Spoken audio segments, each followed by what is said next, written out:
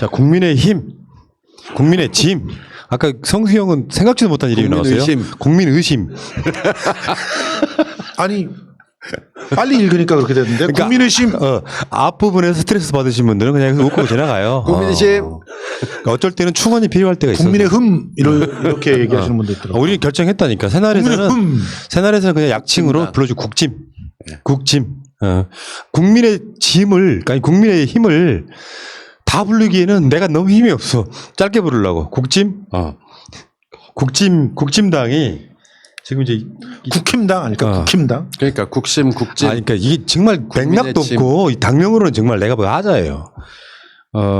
이 역사를 한번 훑어보려고 그래요. 왜냐하면 이게 역사가 지금까지 바뀐 이름만 하나, 둘, 셋, 넷, 다섯, 여섯, 일곱, 여덟, 아홉, 열 번째. 야, 딱 좋다. 10번째인데 이 사람들은 어떤 흐름을 갖고 대한민국이 광복된 이래 어떤 짓들을 해왔는가를 한번 우리가 추억 속에 되뇌어보는, 그래서 국민의힘은 얼마나 오랫동안 갈 것인가.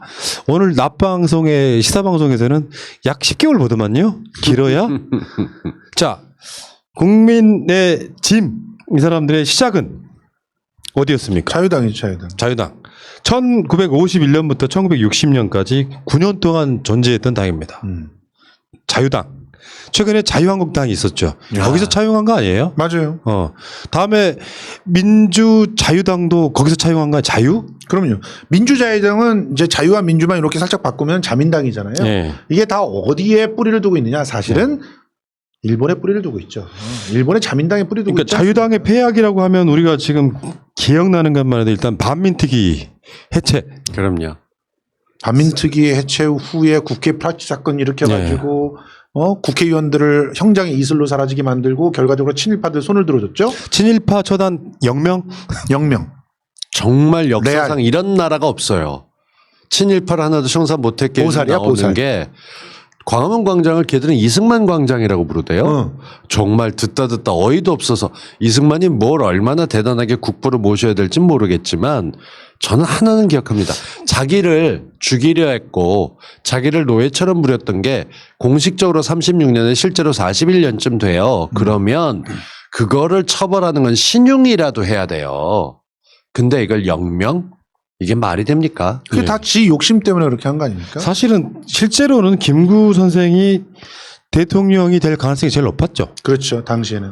실제로요, 노무현 대통령 때 오늘 낮방송에 그 방학진 기획실장 나와서 그 민문연에서 인터뷰를 했는데 노무현 대통령 때 10만 원짜리 지폐에 김구 선생을 넣으려고 했었다면서요. 예, 맞아요. 참 어처구니가 없네. 그런데 그게 정권이 바뀌면서 갑자기 신사임당으로 턴을 하게 됩니다. 그래서 그때가 이제 그 이명박 때. 네.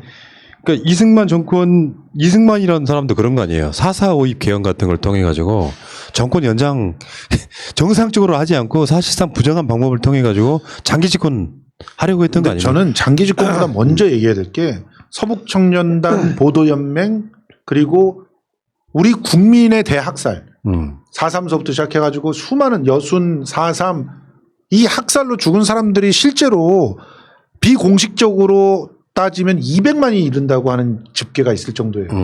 그러니까 지가 대통령에 처먹으려고 200만의 민간인을 그냥 죽인 거야. 빨갱이 붙여가지고. 그래놓고 그걸 죽인 사람들을 하나씩 승진시켜주고 돈 주고 그래가지고 걔네들이 뭐 교회도 만들고 이래가지고 장로 되고 목사 되고.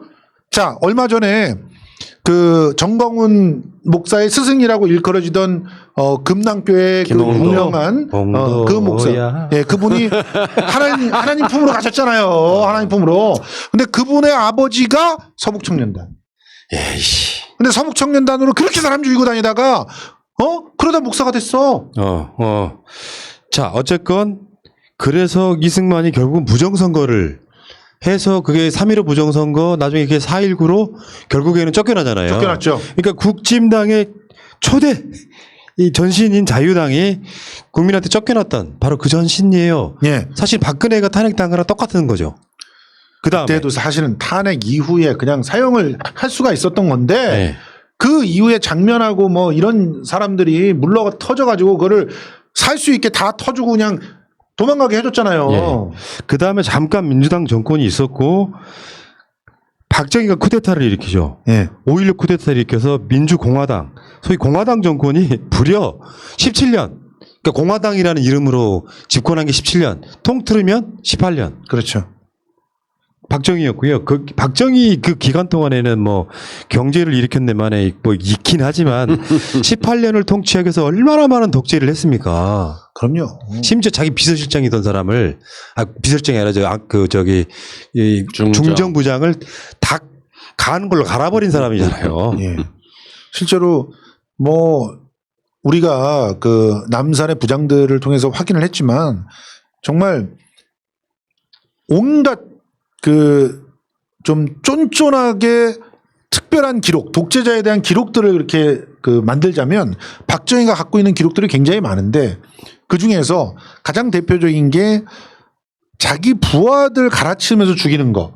요걸로 아마 넘버 원에 들 만한 그런 사람이 스네이크 박이잖아요. 그래서 그러니까 다른 독재자들은 그래도 자기 새끼들은 끝까지 챙기려고 했거든. 반란을 꾀하는 애들 빼놓고는. 근데 이 사람은 알아서 적절한 시기에 내 돈 어딨니? 이러면서 하나씩 잡아넣는 걸로 유명했죠. 전두환이 네. 자기 수하를 잘 챙기게 된 데는 박정희의 이런 행태가 굉장히 큰 영향을 끼쳤다고 그렇죠. 알려져 있어요. 예. 돈이 있지만 돈을 써가면서 자신의 신복을 입던 사람이 나가서 자기를 칠 준비하는 걸 보느냐, 죽여 없애긴 이미 힘든 세상이 됐기 때문에 전두환이 사람 좋은 사람이란 평가를 들으면서 지금까지 있는 이유는 박정희의 악행을 봤기 때문에. 예. 근데 나는 박정희의 악행으로 둘째가란 서로 올 거라고 생각되는 게 뭐냐면 일본한테 또 한 번 나라를 팔았어요. 한일 국교 정상화를 하면서 그렇지. 수많은 일제 피해자들의 땀과 눈물과 피를 그냥 흐룩 그러면서 그거 갖고 우리가 고속도로 짓지 않았느냐 그랬는데 고속도로 말고 뒷돈 챙긴 게 얼마인지 몰라요 지금. 하나 확실한 건 필리핀은 확실한 사죄를 받았고 그렇죠. 돈을 받은 게 우리나라보다 훨씬 더 많이 많이 받았죠. 받았습니다.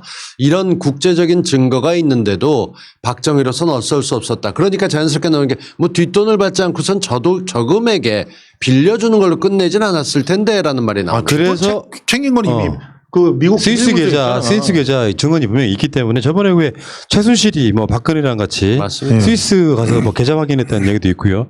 어쨌건 박정희는 그런 식으로 사실 베트남전에 뭐 참전했던 사람들이 돈이 뭐네 해가지고 다 슈킹하고 나중에 더 헤쳐먹으려다가 그렇죠. 자기 부하에 의해서 총살을 당하는 그래서 민주공화당이 17년 만에 막을 내리는 그것도 얘기해야 돼 근데 자 그렇게 나라를 팔아먹은 것도 모자라서 국민들도 팔아먹었어. 독일에다가 간호사들하고 그 광부들 그 사람들 팔면서 돈 받았어요 정부가. 네. 그리고 베트남에 생태 같은 우리 청년들을 갖다가 팔면서 또 뒷돈 챙겼잖아요. 예. 할 얘기 많아. 빨리빨리 진행합시다. 시간은 얼마 없고. 그다음에 민정당 1980년부터 그러니까 81년부터 90년까지 9년 동안 전두환 노태우가 그러니까 이게 간단히 말해서 민정당이 유지되고 있었고 87년에 민주화가 되면서 노태우가 당선이 되고 나서 한동안 여소야대로 유지를 하다가 그렇죠. 나중에 합당을 할 때까지 민정당이 9년 동안 유지가 됐었는데 그렇죠. 대한민국 역사의 가장 흑역사 중에 하나죠. 전두환이 집권했던 민정당의 역사. 그렇죠. 그 흑역사에 87년에 사실은 수많은 저 같은 50대들은 돌아섰어요. 해도 안 되는구나. 왜 죽 써서 노태우를 주나. 그 수많은 사람들이 목숨을 왜 걸었으며 진보가 분열되면 질 수밖에 없다는 걸 뼈저리게 느꼈던 거죠. 이때 그냥 나 혼자 잘 먹고 잘 살자라고 바꿨던 그런 진보들이 굉장히 많습니다. 예. 민정당에 있어서 가장 중요한 게 5.18이라고 보고요. 5.18. 민정당의 역사는 5.18 진상규명의 역사라고 그렇죠. 보면 될 것 같고요. 민정당이 그랬다는 게 아니라 민정당이 완고하게 막고 있었다 보시면 될 것 같고 결국에는 3당 합당을 통해 가지고 민주자유당, 민자당이 탄생하는데 이게 5년밖에 안 갑니다. 예. 1990년부터 95년까지.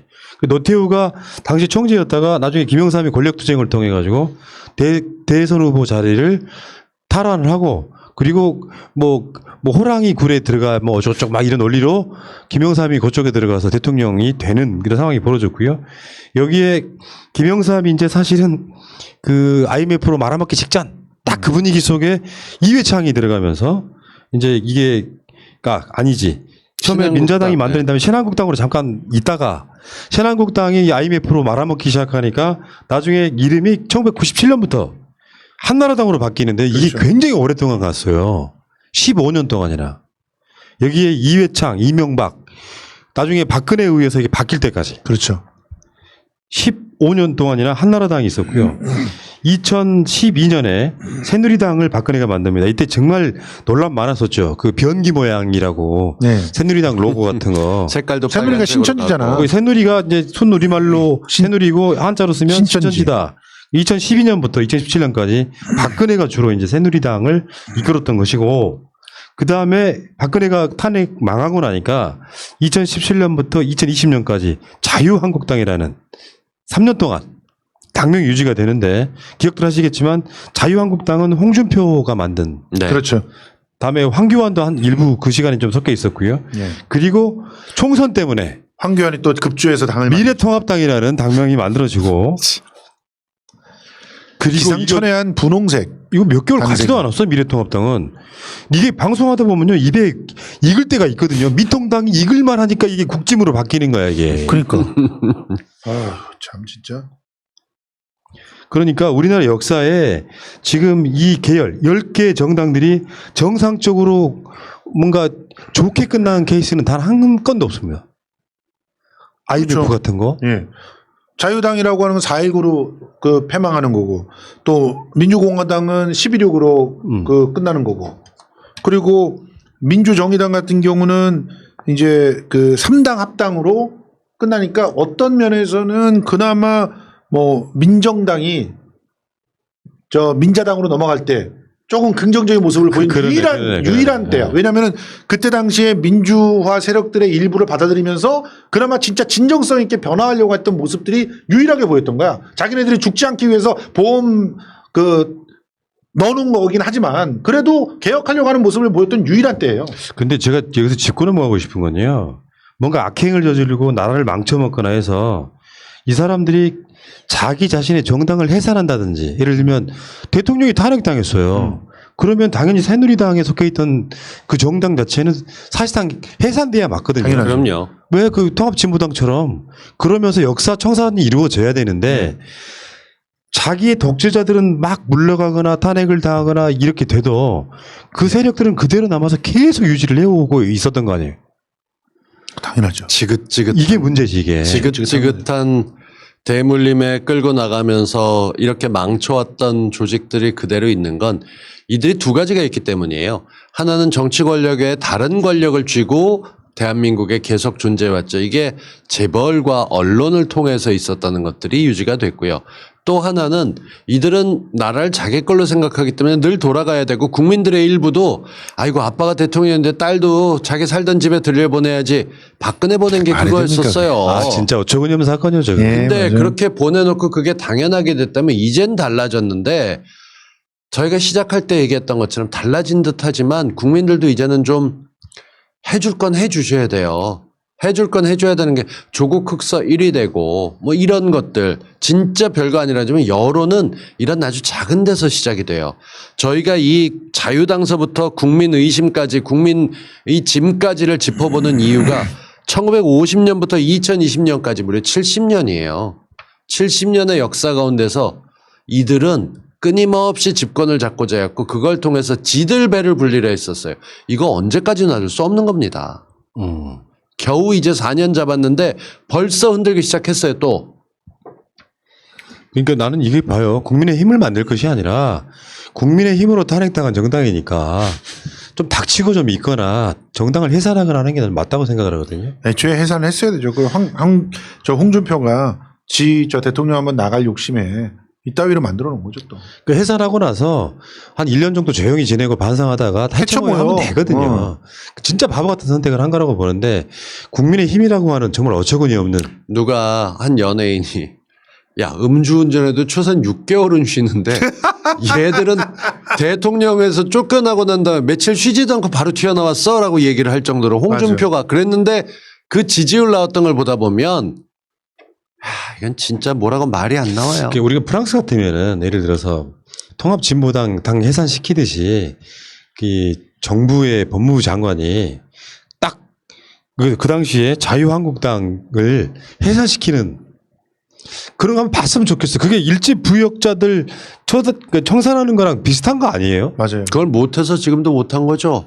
그 단도대 그렇게 세워야 된다고 전원책생 난리치고 했던 게 자기 들어가고 나서 한 사람도 못 잘라냈잖아요. 지목만 쳤지.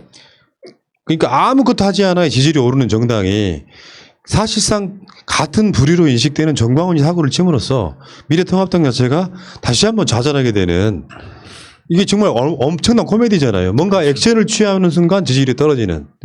그 국민의 짐은 제가 봤을 때는 이게 아마 그 시점 아닐까요? 서울시장과 부산시장 선거 그 즈음에서 한 번 더 이름이 바뀌지 않을까?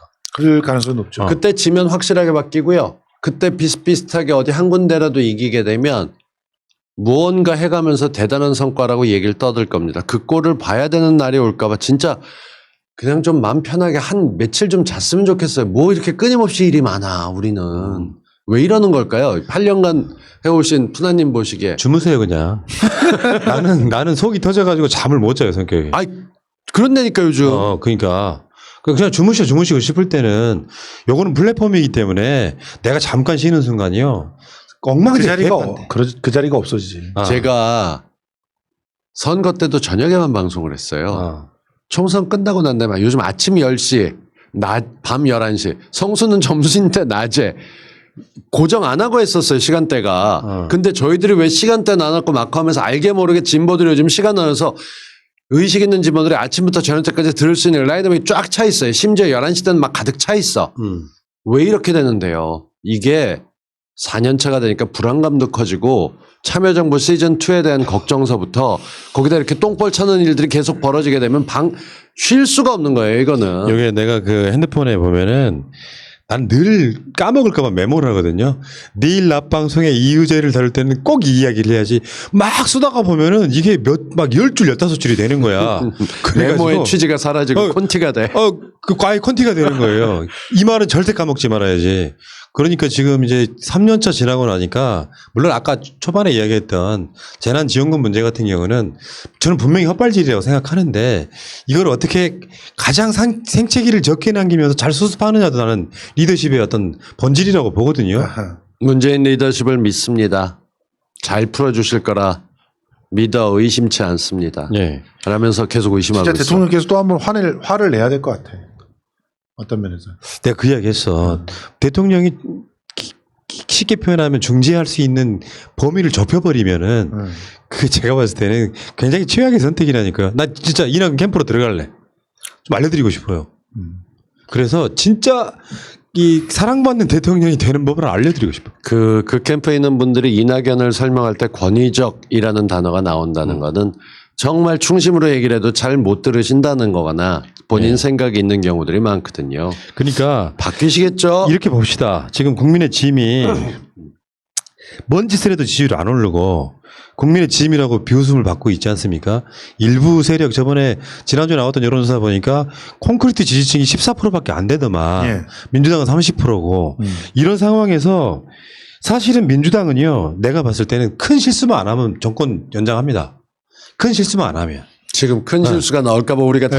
그러니까. 일단 국민의 힘이 들어서고 난 다음에 첫 번째 가장 큰 실수는 국민의당의 정책위 의장, 보좌관이 코로나의 위험에 노출돼 있었고 그것 때문에 이낙연 대표가 사흘 전에 만났는데 문제가 생겼고 그 사이 대통령과 오찬까지 했는데 자가격리를 또다시 들어갔다.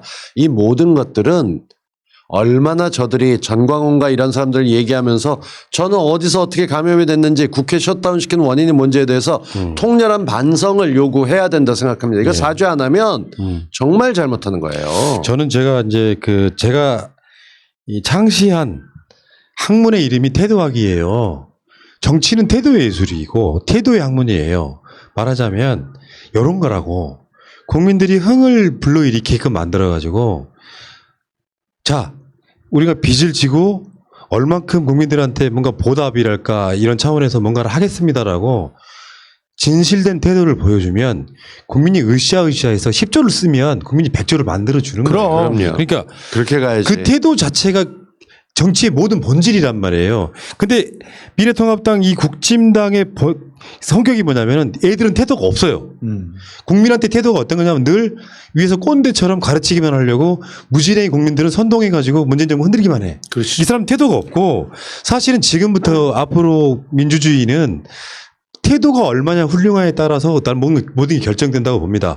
그러니까 문 대통령한테 불만이 좀 있더라도 되게 콘크리트 지지층이 생기는 이유가 대통령의 진정 어린 태도를 보고 있기 때문에 나는 그렇다고 보는 것이거든요. 문재인 대통령은 말을 안 하고 서 있거나 행동하는 거 하나하나만으로도 국민들에게 태도와 교과서 같은 모습을 보여주고 있죠. 그러니까 국민들은 결과에 대해서 막 왜 부동산 뭐 못 잡아 이런 것들은 굉장히 선동에 의한 것이고요. 결국에는 결과가 나쁠지라도 정부의 태도나 정부 여당의 태도가 좋으면 지지를 보내는 거거든요. 최선을 다한 건 알면 당연히 그러니까 그렇게 되죠. 최선을 다하려고 하는데 힘이 부족하니까 180석 딱 몰아주지 않습니까? 네. 이거 굉장히 중요하게 읽을 줄 알아야 되는데 만약에 예를 들어서 지금 아까 알려드린 10개로 변신해왔던 국민의 짐 같은 당에 같은 태도가 될 거면 여당 안 하는 일만 못하다는 이야기예요. 아휴. 이런 사람들 방식대로 여당하면 안 된다는 이야기입니다. 맞습니다. 우리 결론은. 참 기필코 제가 참 아이고 그 태도들이 그래 이야기해요. 기필코 진짜 보내자. 좀 설득을 좀 해주셨으면 좋겠어요. 네. 그 굉장히 심플한 내용이에요. 진짜 이번에 정말 절호의 찬스거든요. 이 찬스를 잘 잡아서 바로 그 기세를 몰아 서울시장과 부산시장 보선까지 바로 먹어야 됩니다. 그렇게 되기 위해서는 이번에 재난지원금의 전 국민 지급이 굉장히 큰 역할을 할 거예요. 최백운 교수 졸라서 이낙연 대표라도 만나서 뭔가 하자고 서명하고 끌고 가자 하려는데 자가격리 들어가셨어. 이거 어떻게 해야 돼? 참네, 알게. 자, 성수와 동수의 날, 성동일. 야, 일주일 만에 최영이 지워지네. 아이, 그분이야 뭐 열심히 더 룸을 그래요. 사수하고 계시잖아요. 레거시 미디어에서 그 진보의 지분을, 민주 진보의 지분을 좀 지켜주시기 바라겠습니다. 최영일 거기는 이거 레거시도 전해 들으면 아닌데. 밥 사러 와서 아니, 거기는 더 룸은 레거시도 아니야.